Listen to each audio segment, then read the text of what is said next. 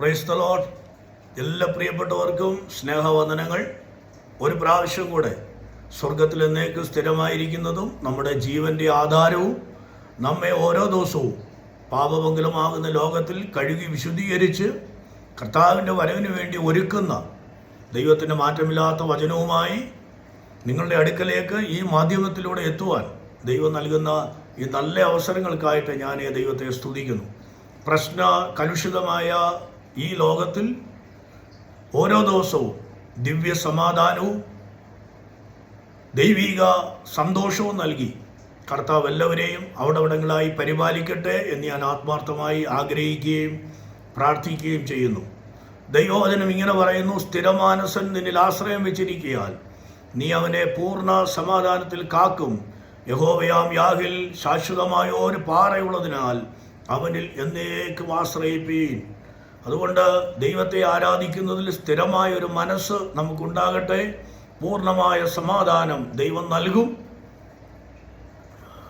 യഹോവയാം യാഹിലെ ശാശ്വത പാറയായ യേശുക്രിസ്തുവിൽ പൂർണ്ണമായി ആശ്രയിക്കാം. അവൻ നിങ്ങളെ ഒരു നാളും കൈവിടുകയില്ല, ഉപേക്ഷിക്കുകയില്ല. ഇന്ന് നാം ഒരുമിച്ച് ചിന്തിക്കുന്ന ദൈവദിന ഭാഗം 119 സങ്കീർത്തനം അതിൻ്റെ 8-ാമത്തെ വാക്യമാണ്. Psalm 119 verse 8. ആ വാക്യം ഇങ്ങനെയാണ്: ഞാൻ നിന്റെ ചട്ടങ്ങളെ ആചരിക്കും, എന്നെ അശേഷം ഉപേക്ഷിക്കരുതേ. ഭക്തന്റെ ഒരു തീരുമാനവും ഒരപേക്ഷയും കൂടിയാണ്. താൻ ദൈവസന്നിധിയിൽ എടുക്കുന്ന ഒരു പ്രഖ്യാപനം: ഞാൻ നിന്റെ ചട്ടങ്ങൾ, ഞാൻ നിന്റെ വചനങ്ങളെ അനുസരിക്കും അല്ലെങ്കിൽ ആചരിക്കും. ദൈവമേ, എന്നെ ഒരു നാളും കൈവിടരുത്, എന്നെ ഉപേക്ഷിക്കരുത്.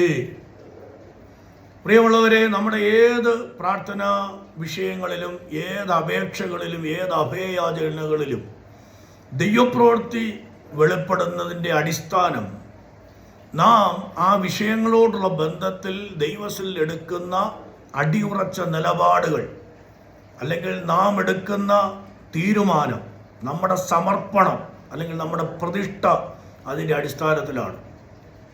മുൻകാലങ്ങളിലൊക്കെ ഭൗതികമായ കാര്യസാധ്യത്തിന് വേണ്ടി സഭകളിലേക്ക് ഓടി വരുന്ന ആളുകൾ, അത് രോഗമായാലും കടഭാരമായാലും ഭർത്താവിൻ്റെ മദ്യപാനമായാലും സ്വസ്ഥതയും സമാധാനമായാലും എന്തു തന്നെയാണെങ്കിലും, ആ കാലങ്ങളിലെ അഭിഷിക്തന്മാരായ കർത്തൃദാസന്മാർ അവരുടെ ഭൗതിക വിഷയങ്ങൾക്ക് വേണ്ടി പ്രാർത്ഥിക്കുന്നതിന് മുമ്പേ ദൈവസന്നിധിയിൽ അവരെ കൊണ്ടൊരു തീരുമാനമെടുപ്പിക്കുമായിരുന്നു.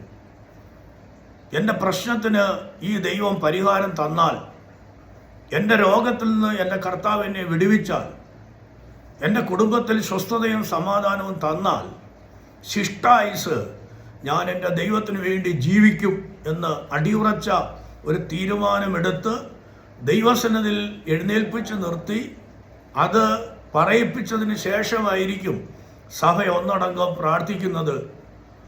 ആ വിഷയത്തിൽ ദൈവപ്രവൃത്തി വെളിപ്പെടുകയും അങ്ങനെ ആത്മാക്കൾ കൂട്ടം കൂട്ടമായി ദൈവസഭയിലേക്ക് ആദായപ്പെടുകയും ചെയ്യുന്ന ഒരു കാലമുണ്ടായിരുന്നു. എന്നാൽ ഇന്ന് എവിടെ നോക്കിയാലും അനുഗ്രഹങ്ങൾ അല്ലെങ്കിൽ ബ്ലെസ്സിങ്സ്, ഒരു തരത്തിൽ പറഞ്ഞാൽ മോട്ടിവേഷനുകളാൽ നിറഞ്ഞ സന്ദേശങ്ങളാണ് നമുക്ക് കേൾക്കാൻ കഴിയുന്നത്. എന്നാൽ വേദപുസ്തകത്തിൽ എവിടെ നന്മയെക്കുറിച്ചും അനുഗ്രഹങ്ങളെക്കുറിച്ചും പറഞ്ഞിട്ടുണ്ടോ അവിടെയെല്ലാം അതിൻ്റെ കണ്ടീഷൻസ്, അതിൻ്റെ വ്യവസ്ഥ പറഞ്ഞിട്ടുണ്ട്. എന്നാൽ ഇന്ന് പലപ്പോഴും നമുക്ക് കണ്ടീഷൻസ്, അതിൻ്റെ വ്യവസ്ഥകളെക്കുറിച്ച് കേൾക്കാൻ കഴിയുന്നില്ല. വൺ സൈഡ് മാത്രമേ നാം കേൾക്കുന്നുള്ളൂ. എന്നാൽ ദൈവവചനത്താൽ ഉള്ള നിലനിൽക്കുന്ന ഒരു വിടുതൽ, നിലനിൽക്കുന്ന ഒരു ശുഭകാലം ആരാഗ്രഹിക്കുന്നോ അവരെക്കുറിച്ച് ദൈവം പറയുന്നു: അയ്യോ, എൻ്റെ ജനം എൻ്റെ വാക്ക് കൈക്കൊള്ളുകയും എൻ്റെ വഴികൾ നടക്കുകയും ചെയ്തുവെങ്കിൽ കൊള്ളായിരുന്നു. അങ്ങനെയെങ്കിൽ Psalm 81 ലാസ്റ്റ് വേഴ്സസ് പറയുന്നു, അവരുടെ ശുഭകാലം എന്നേക്കും നിലനിൽക്കുമായിരുന്നു. അബ്രഹാമിനെ ദൈവം വിളിച്ചു. 12-ാം അധ്യായം ഉൽപ്പത്തി പുസ്തകം 1 മുതലുള്ള വാക്യങ്ങളിൽ അബ്രഹാമിനോട് പുറപ്പെടാൻ പറയുമ്പോൾ അവിടുത്തെ കണ്ടീഷനാണ്: നിന്റെ പിതൃഭവനത്തെയും ചാർച്ചക്കാരെയും വിട്ടു പുറപ്പെടുക. കാണിപ്പാനിരിക്കുന്ന ദേശത്തേക്ക് പോകാം. ആ 1-ാം വാക്യം നീ അനുസരിച്ചാൽ താഴോട്ടുള്ള വാക്യങ്ങൾ പറഞ്ഞിട്ടുള്ള അതിമഹത്തായ വാഗ്ദത്തങ്ങൾ ഞാൻ നിന്റെ ജീവിതത്തിൽ നിറവേറ്റും. 91-ാം സങ്കീർത്തനം മുഴുവനും പ്രൊട്ടക്ഷന്റെ ദൈവീക സംരക്ഷണങ്ങളുടെ വചനങ്ങളാണ്. പക്ഷെ അതിൽ പറഞ്ഞിരിക്കുന്ന മുഴുവൻ വചനങ്ങളും ജീവിതത്തിൽ നിറവേറണമെങ്കിൽ അതിന്റെ കണ്ടീഷൻ 1-ാം വാക്യമാണ്, വേഴ്സ് 1. അത്യുന്നതന്റെ മറവിൽ നീ വസിച്ചാൽ, സർവശക്തന്റെ നിഴലിൻ കീഴിൽ നീ പാർക്കാൻ തയ്യാറായാൽ, ഒരു ബാധയും നിന്റെ കൂടാരത്തിന് അടുക്കാതെ, ഒരു ദോഷവും തട്ടാതെ നിന്നെ പരിപാലിക്കാൻ ദൈവം ശക്തനാണ് എന്നാണ് വചനം പറയുന്നത്. ആവർത്തനം 28:1 മുതൽ 14 വരെയുള്ള വാക്യങ്ങളിൽ നന്മകളുടെയും അനുഗ്രഹങ്ങളുടെയും ഘോഷയാത്രയാണ്. പക്ഷെ അതിന്റെ കണ്ടീഷൻ 1-ാം വാക്യമാണ്. ഡ്യൂട്രോണമി 28:1, നിന്റെ ദൈവമായ യഹോവയുടെ വാക്ക് നീ ശ്രദ്ധയോടെ കേട്ട് അനുസരിക്കാൻ തയ്യാറായാൽ ഈ അനുഗ്രഹങ്ങളൊക്കെ നിനക്ക് പ്രാപിച്ചെടുക്കാനിടയായിത്തീരും.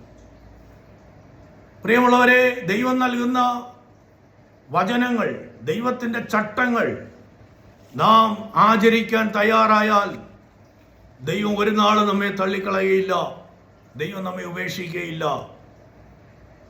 യെശയ്യാ പ്രവചനം 66-ാം അധ്യായത്തിൽ നാം വായിക്കുന്നു, സ്വർഗം എൻ്റെ സിംഹാസനമാണ്, ഭൂമി എൻ്റെ പാദപീഠമാണ്.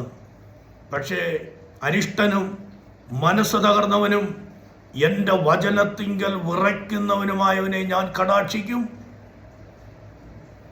പ്രിയമുള്ളവരെ, ആരാധനയോടും ദൈവവചനത്തോടും ദൈവം ഏൽപ്പിച്ച ശുശ്രൂഷകളോടുമുള്ള നമ്മുടെ കാഴ്ചപ്പാടുകളും ദൈവസന്നിധിയിൽ വ്യക്തിപരമായും കുടുംബമായും സഭയായും ഒക്കെ എടുക്കുന്ന തീരുമാനങ്ങളുടെ അടിസ്ഥാനത്തിലാണ് തുടർന്നുള്ള ദൈവിക നിയോഗങ്ങളും പദ്ധതികളും ഒരു വ്യക്തിയുടെ ജീവിതത്തിൽ നിറവേറുന്നത്. അതിൻ്റെ ഏറ്റവും മകുടമായ ഉദാഹരണമാണ് യോശുവ.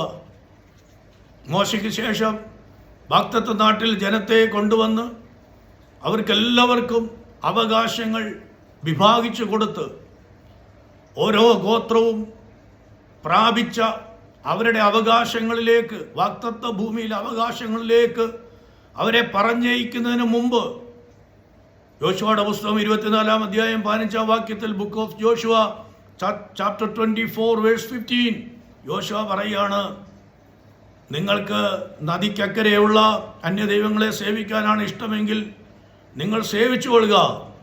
പക്ഷേ ഞാനൊരു കാര്യം പറയാം, ഞാനും എൻ്റെ കുടുംബവും ഞങ്ങൾ യഹോവയെ സേവിക്കും. ആ ഭക്തന്റെ തീരുമാനമായിരുന്നു മുമ്പോട്ടുള്ള ജീവിതത്തിൽ ദൈവപ്രവൃത്തി വെളിപ്പെടുത്തി അവരെ നടത്തുവാനിടയായി തീർന്നത്. ദാവീദും ഇതുപോലെ തീരുമാനമെടുത്തിട്ടുണ്ട്. ദാവീദ് ആടുകളെയും മേയിച്ചും കൊണ്ട് വനാന്തരത്തിൽ കിടന്നപ്പോൾ സ്തുതിക്കുന്നവനായിരുന്നു. കൊട്ടാരത്തിലെത്തിയപ്പോഴും സ്തുതി നിർത്തിയില്ല. പെട്ടകം ദാവീദിന്റെ നഗരത്തിലേക്ക് കൊണ്ടുവരുമ്പോൾ ശമൂവേലിന്റെ 2-ാം പുസ്തകം 6-ാം അധ്യായം നമ്മെ പഠിപ്പിക്കുന്നു, രാജവസ്ത്രം മാറ്റിവെച്ച് പഞ്ഞിനൂലങ്കി കൊണ്ടുള്ള അങ്കി ധരിച്ച് പെട്ടകത്തിന് മുമ്പാകെ തന്നെത്താൻ മറന്ന് താൻ നൃത്തം ചെയ്യാനിടയായി. തൻ്റെ ഭാര്യയും ശൗലിന്റെ മകളുമായിരുന്ന മീഖൾ കൊട്ടാരത്തിന്റെ കിളിവാതിലിലൂടെ ഇസ്രായേലിന്റെ രാജാവായ മധുരഗായകനായിരുന്ന ദാവീദ് തൻ്റെ ഭർത്താവിൻ്റെ ആരാധന കണ്ടിട്ട് ഹൃദയത്തിൽ നിന്ദിച്ചു. ആരാധന കഴിഞ്ഞ അനുഗ്രഹവുമായി വീട്ടിലെത്തിയ ദാവീദ്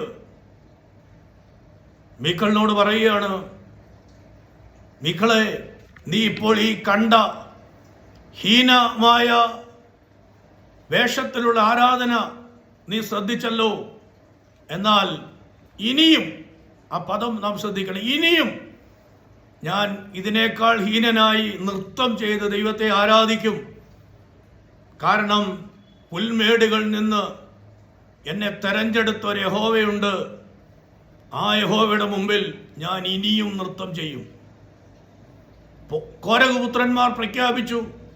സാം 42 വേഴ്സ് 11, 43 വേഴ്സ് 5, 42-ാം സങ്കീർത്തനം 11-ാം വാക്യത്തിലും 43-ാം സങ്കീർത്തനം 5-ാം വാക്യത്തിലും കോരപുത്രന്മാർ പറയാണ്, എൻ്റെ ദൈവം അവൻ്റെ മുഖപ്രകാശക രക്ഷയാണ്, അവൻ എൻ്റെ ദൈവമാണ് എന്നിങ്ങനെ ഞാൻ ഇനിയും അവനെ സ്തുതിക്കും.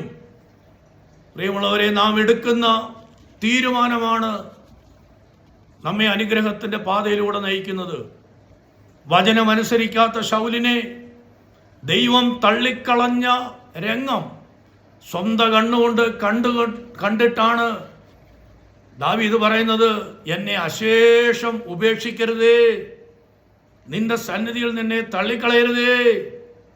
ആയാൽ പ്രിയമുള്ളവരെ, നമ്മെ ചേർത്ത് നിർത്തി നമ്മിലൂടെയുള്ള ദൈവിക പദ്ധതികളുടെ പൂർത്തീകരണങ്ങൾ വെളിപ്പെടുവാൻ നാം എടുക്കുന്ന തീരുമാനവും അതിൻ്റെ മേലുള്ള പ്രതിഷ്ഠകളും നിർണായകമാകിയാൽ ഭക്തനോട് ചേർന്ന് പറയാം, എന്നാലാവോളം ഞാൻ നിന്റെ വചനങ്ങളെ പ്രമാണിക്കും, എന്നെ ഒരു നാളും തള്ളിക്കളയരുതേ, ഉപേക്ഷിക്കരുതേ. ഈ ദൈവത്തിൽ ആശ്രയിച്ച് മുന്നോട്ട് പോകാം. ഈ വചനങ്ങളാൽ ദൈവം നമ്മെ അനുഗ്രഹിക്കട്ടെ. Thank you. God bless you all.